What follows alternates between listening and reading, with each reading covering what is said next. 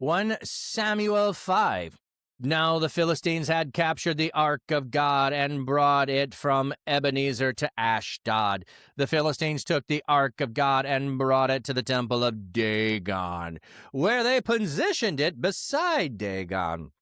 When the residents of Ashdod got up early the next day, Dagon was lying on the ground before the Ark of the Lord. So they took Dagon and set him back in his place. But when they got up early the following day, Dagon was again lying on the ground before the Ark of God. The head of Dagon and his 2 hands were sheared off and were lying at the threshold. Only Dagon's body was left intact. For this reason, to this very day, neither Dagon's priest nor anyone else who enters Dagon's temple step on Dagon's threshold in Ashdod. The Lord attacked the residents of Ashdod, severely bringing devastation on them. He struck the people of both Ashdod and the surrounding area with sores. When the people of Ashdod saw what was happening, they said, "The Ark of the God of Israel should not remain with us, for he has attacked both us and our God Dagon." So they assembled all the leaders of the Philistines and asked, "What should we do with the Ark of God of Israel?"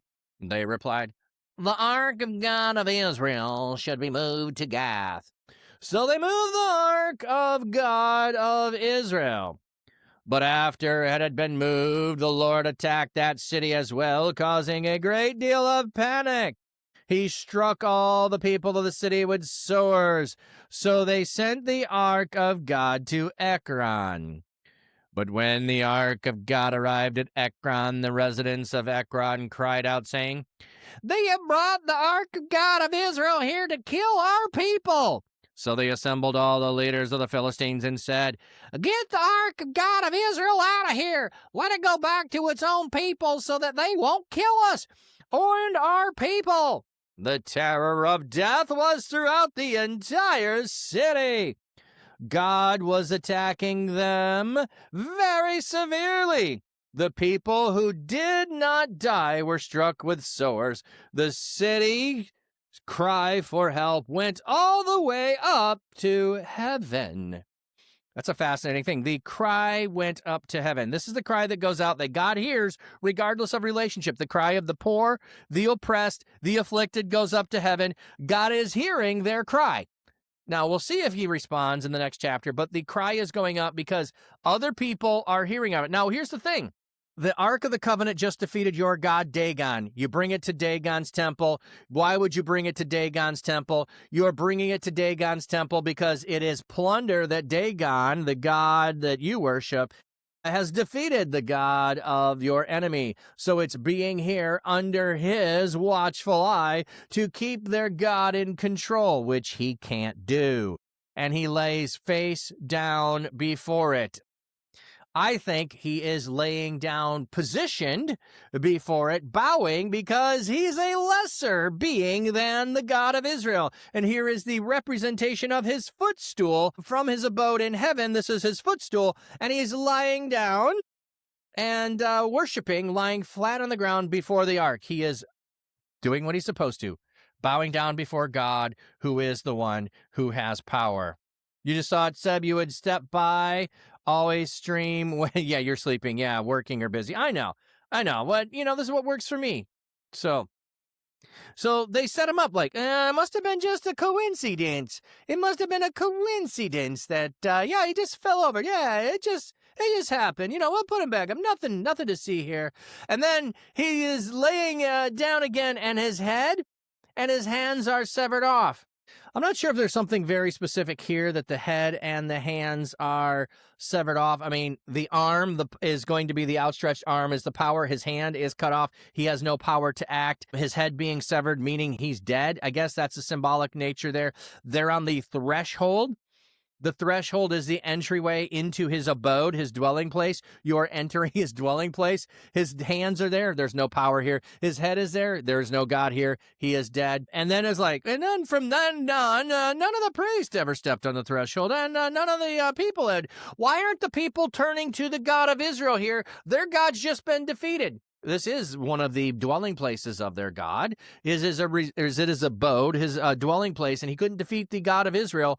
Why aren't you thinking that you should change and join sides with this God? I'm just saying, seems like a logical thing to do. Your God just got defeated. You just witnessed it, and why don't you go, I'm switching teams? No, they're like, we just need to move it. We just need to move it. Now, notice where they move it to.